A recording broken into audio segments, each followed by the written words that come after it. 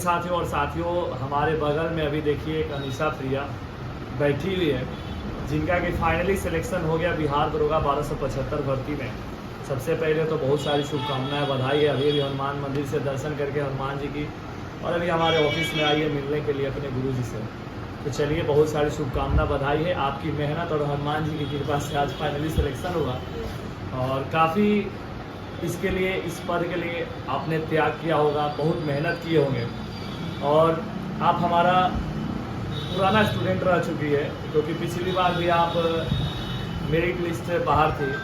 उससे पहले वाली भर्ती में आपका जो 2446 में हाइट 160 मांगता था, तो उस समय हाइट आपकी नहीं थी, तो वहाँ से बाहर हुए। तो मैंने काफ़ी संघर्ष रहा है बिहार दरोगा के लेके, फिर भी आपने हार नहीं मानी, हिम्मत रखी, और आज फाइनली सिलेक्शन हुआ, और लोग आपको देख रहे हैं, कुछ सीखने का प्रयास करेंगे।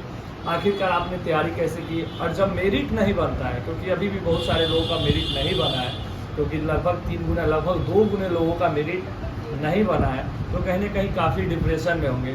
तो उनके लिए क्या आप सबसे पहले मैसेज देना चाहते हैं? क्योंकि जीते हुए के साथ सभी हैं, लेकिन हारे हुए लोगों के साथ बहुत कम लोग हैं, तो इसके लिए आप क्या कहना चाहोगे? सबसे पहले तो जिनका नहीं बना है उनको हार नहीं मानना चाहिए सर, और उन्हें लगातार मेहनत करते रहना चाहिए, और यहाँ से उनको मुड़ना नहीं है। क्योंकि हम भी जब 24-46 में हाइट नहीं हुआ था तो बहुत रोए थे, लेकिन फिर भी हम अपना कोशिश जारी रखते। फिर 22-23 में भी मेरिट नहीं बना, फिर भी हम हार नहीं माने। एक सप्ताह तो हम नहीं पढ़ पाए थे, लेकिन फिर भी हार नहीं माने।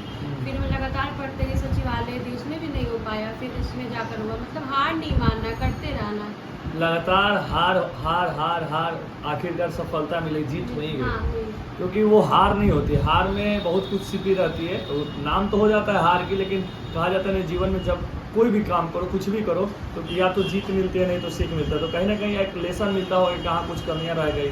अब मान लीजिए कि हाइट, वो तो कोई उसका कोई इशू नहीं आया, उसमें तो मांगा था 1 साल, तो हाइट कहीं ना कहीं नहीं था तो नहीं हुआ। लेकिन जब से हाइट कम हुआ, 2213 वैकेंसी के बाद से 55 लड़कियों का हाइट किया गया, उसके बाद कहीं ना कहीं मेरिट में छठे होंगे, तो जरूर लगा हुआ कि कौन से टॉपिक और कहाँ क्वेश्चन, क्या एग्जाम में हम गलतियाँ किए, कौन से इजी क्वेश्चन को गलत किए, वो इस बार नहीं करना था। क्या गलतियाँ होती है एग्जाम में? गलतियाँ वही होती जो हम पढ़ते हैं ना, नॉर्मल जो क्वेश्चन होता है उसी में से गलती हो जाती है।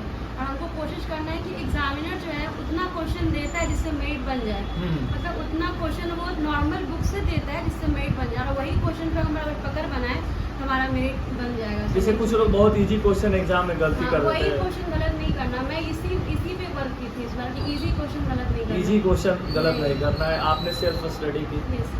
तैयारी, जो नई शुरुआत करना चाहेंगे, कौन सी बुकें ले, कितने घंटा पढ़े, क्या कोई कोचिंग संस्थान से जब हम जुड़े? शुरुआत किए थे तो पहले तो हम ऑनलाइन वीडियो देखते थे, एरोटेरिया वगैरह का इंटरेस्ट जगाए थे। हाँ। फिर उसके बाद मैं लुसेंट पढ़ी, फिर क्राउन, लुसेंट ऑब्जेक्टिव, और फिर घटनाचक और हाँ। NCERT साइंस पढ़े थे। हाँ। इतना ही की, और सेट का जितना मार्केट में सेट आया सारे फॉर्म बनाया, सारा चीज़। हाँ, मतलब सेट प्रैक्टिस ज़्यादा लास्ट टाइम में काम किया बहुत ज़्यादा। उसको सारा याद किए, सारा मतलब बार बार रिविजन करते रहे। जो प्रारंभिक से तैयारी कर रहे हैं उनके लिए एक आध दो बुक जो बेस्ट हो सब शुरुआत करने के लिए? पहले तो इंटरेस्ट जगाने के लिए आप लुसेंट टॉपिक वाइज पढ़ें, और अब तो सर एग्जाम थोड़ा टफ होते जा रहा है। हाँ। मेरे ख्याल से जो एकदम नए बंदे या फिर बंदे हैं उनको NCERT पे फोकस करना चाहिए। NCERT पे हाँ, फोकस क्योंकि करना। पूरा टू द पॉइंट NCERT से ही क्वेश्चन आ रहा है। मेरे ख्याल से NCERT पे फोकस करें, और साइड में कोई एक जो नॉर्मल क्वेश्चन पूछता है, लुसेंट, क्राउन, साइड से पढ़ते रहें, और फिर NCERT पे मिलने फोकस होना है। अभी सफलता मिली है, घर में काफ़ी खुशी हुई है। Yes, sir. क्या इस खुशी को तुम शब्दों में बता सकते हो, बोल सकते हो? सर मतलब जब मेरा रिजल्ट आया तो मेरे आँख से आंसू नहीं रुक रहा था। मैं बहुत देर तक रोते रह गई, क्योंकि मैं बहुत साल से इसका वेट कर रही थी। हाँ। क्योंकि मेरे फ्रेंड लोग सब निकल ही चुके हैं, कुछ ही थे जो हाँ, बचे खुशी हुए थे थे। जो बाकी तो थे। मैं बहुत चीखी। मैं तो कल शादी में थी, हाँ। तो वहाँ पे पूरा एकदम बैठे हुए थे लोग, गेस्ट, तो मैं चिल्लाई बहुत तेज, तो सब लोगों को लगा क्या हो गया इसको। हाँ। तो फिर मैं बोली मेरा दरोगा का रिजल्ट आ गया, तो वहीं पे कैमरा मैन था, वो पूरा फोटो खींच ले रहा।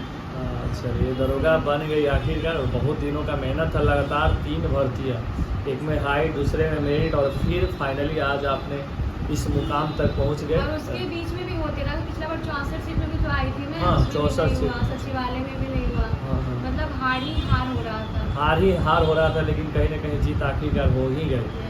तो काफ़ी जो भी भाई बहन वीडियो को देख रहे हैं, जो हार गए होंगे, लगता होगा कि अब मेरे से नहीं होगा, एक बार और कोशिश करिए, हो सकता है अगली बार आप जीत जाएं और फिर आप लोगों को जिस प्रकार ये सामने खड़ी है, कैमरा के सामने कुछ बोल रही है, कुछ कह पा रही है, अपनी बातों को रख रही है, आप भी कल यहाँ पे होंगे और आपकी बातें दुनिया सुनेगी। आप भी किसी से कम नहीं है, आप भी वो कर सकते हैं जो लोग किए हैं, बल्कि आप उनसे भी और आगे जा सकते हैं। बस आपके अंदर हिम्मत होनी चाहिए। तो चलिए साथियों, देख रहे थे, सुन रहे थे, एक बार पुनः पूरी टीम की ओर से इनको ढेरों सारी शुभकामनाएं, बधाई है।